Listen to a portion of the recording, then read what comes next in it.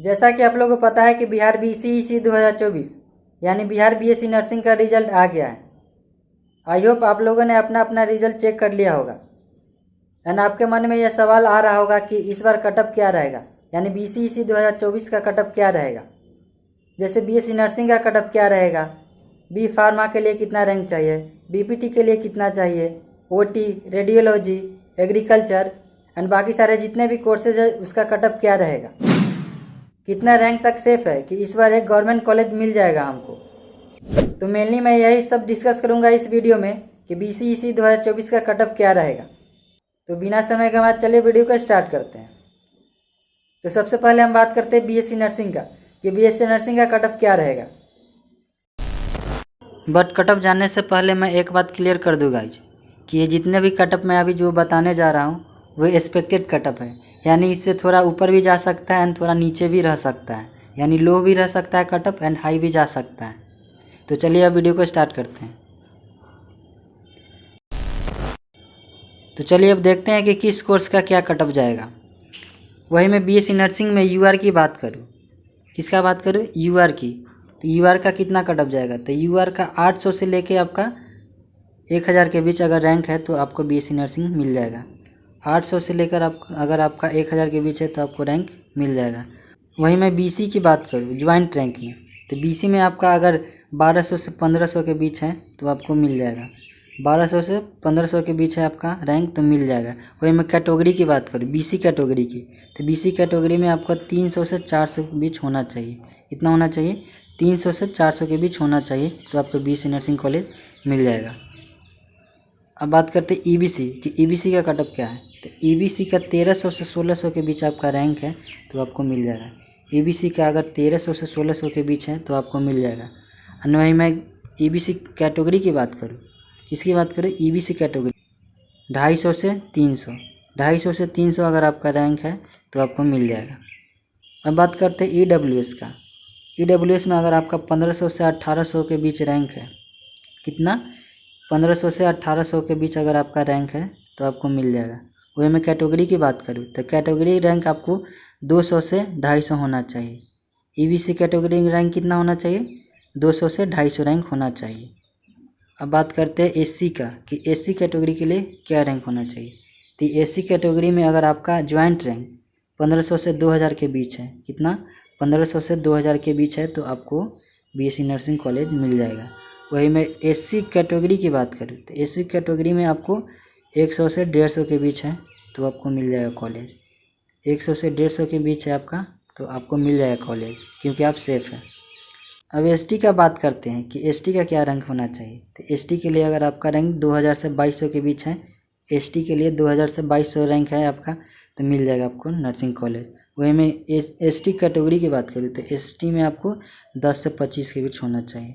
कितना होना चाहिए, 10 से 25 के बीच होना चाहिए तो आपको नर्सिंग कॉलेज मिल जाएगा। अब बात करते हैं RCG रैंक। RCG रैंक यानी कि फीमेल रैंक, तो RCG में अगर आपका रैंक 300 से 350 के बीच है तो आपको मिल जाएगा। कितना, 300 से 350 के बीच है तो आपको कॉलेज मिल जाएगा। एंड मैं DQ कैटेगरी की बात करूँ तो DQ के लिए आपको 50 से 80 के बीच में, अगर आपका रैंक 50 से 80 के बीच है तो आपको कॉलेज मिल जाएगा। तो ये रहा BSc नर्सिंग का एक्सपेक्टेड कटअप 2024 का। तो आप चाहते हैं कि ऐसा ही वीडियो मैं आपके लिए हमेशा लाते रहूं, तो आप प्लीज़ चैनल को सब्सक्राइब कर लो और वीडियो को लाइक कर दो, क्योंकि इस चैनल के थ्रू आपको complete information A to Z आपको कंप्लीट इन्फॉर्मेशन मिलेगा कि आगे क्या करना है, एडमिशन क्या होगा, क्या क्या डॉक्यूमेंट लगेगा, इसलिए आप चैनल को सब्सक्राइब कर लो। चलिए अब बात करते हैं दूसरे कोर्स का, यानी B फार्मा एंड BPT का कि इसका कटअप क्या रहता है। अब बात करते हैं B फार्मा एंड BPT, क्योंकि दोनों का कटअप सेम ही रहता है इसलिए मैंने एक ही जगह लिख दिया। तो वही मैं UR की बात करूँ B फार्मा एंड BPT के लिए, तो अगर आपका 1000 से 1500 के बीच रैंक है तो आपको मिल जाएगा। कितना, 1000 से 1500 के बीच है आपको मिल जाएगा। एंड मैं BC की बात करूँ तो BC के लिए आपको 1500 से 2000 होना चाहिए। एंड कैटेगरी की बात करूँ तो 600 से 700 बीच के रैंक होगा तो आपको मिल जाएगा। वहीं मैं EBC की बात करूँ तो EBC के लिए आपको 1800 से 2200 होना चाहिए। कितना होना चाहिए, 1800 से 2200। एंड कैटेगरी रैंक में आपका 500 से 600 के बीच आपका रैंक है तो आपको B फार्मा एंड BPT मिल जाएगा। एंड EWS की बात करें तो EWS के लिए आपका 2000 से 2500 रैंक होना चाहिए, 2000 से 2500 रैंक। एंड कैटेगरी की बात करूँ वही तो 300 से 500 बीच होना चाहिए, 300 से 500 के बीच होना चाहिए। एंड AC की बात करें तो AC के लिए आपका 2500 से 2800 के बीच रैंक होना चाहिए। कितना होना चाहिए? 2500 से 2800 के बीच। एंड वही मैं कैटेगरी की बात करूँ AC कैटेगरी की तो 200 से 300 के बीच अगर आपका रैंक है तो आपको कॉलेज मिल जाएगा। अब बात करते हैं ST का, तो ST के लिए आपको 2500 से 3000 होना चाहिए UR में, 2500 से 3000 होना चाहिए UR में। एंड कैटेगरी में आपका 25 से 50 होना चाहिए। ST कैटेगरी में आपका कितना होना चाहिए? 25 से 50। अब RCG की बात करते हैं तो RCG के लिए आपको 350 से 400 के बीच होना चाहिए। 350 से 400 के बीच है तो आपको B फार्मा एंड BPT मिल जाएगा। एंड वही DQ की बात करें, DQ यानी डिसेबिलिटी कोटा है, यानी तो DQ के लिए आपको 50 से 100 के बीच होना चाहिए। कितना होना चाहिए? 50 से 100 के बीच होना चाहिए तो आपको B फार्मा एंड BPT मिल जाएगा। अब बात करते हैं दूसरे कोर्स की। अब बात करते हैं BMLT लैब की, यानी लैब टेक्नीशियन का, कि इसका कटअप क्या रहेगा BCEC 2024 का। तो सबसे पहले हम बात करते हैं UR में, तो UR में इसका कितना रैंक होना चाहिए? तो UR के लिए आपको 1200 से 1500 के बीच होना चाहिए। कितना होना चाहिए? 1200 से 1500 के बीच आपका रैंक होना चाहिए। वही BC की बात करें तो BC के लिए आपको 1500 से 2000 होना चाहिए UR में। UR में कितना होना चाहिए? 1500 से 2000। कैटेगरी में आपका 500 से 650 के बीच होना चाहिए। कितना? 500 से 650 के बीच होना चाहिए। EBC की बात करें, EBC के लिए आपको 1800 से 2200 होना चाहिए UR में, यानी ज्वाइंट रैंक में। EBC का 1800 से 2200 होना चाहिए। कैटेगरी में 300 से 500 होना चाहिए। कितना? 300 से 500 होना चाहिए। EWS के लिए आपको 2000 से 2300 होना चाहिए UR में। EWS के लिए 2000 से 2300 होना चाहिए UR में। एंड कैटेगरी के लिए 350 से 400 होना चाहिए। कितना? 350 से 400 होना चाहिए। AC के लिए आपको 2500 से 2800 होना चाहिए। कितना होना चाहिए? 2500 से लेकर 2800। एंड वही कैटेगरी की बात करूँ तो कैटेगरी में आपको 200 से 250 के बीच होना चाहिए। कितना होना चाहिए? 200 से 250 के बीच, तो आपको BMLT कोर्स मिल जाएगा। अब बात करते हैं ST का। ST के लिए आपको 2500 से 3000 होना चाहिए UR में। एंड कैटेगरी में 25 से 50 होना चाहिए।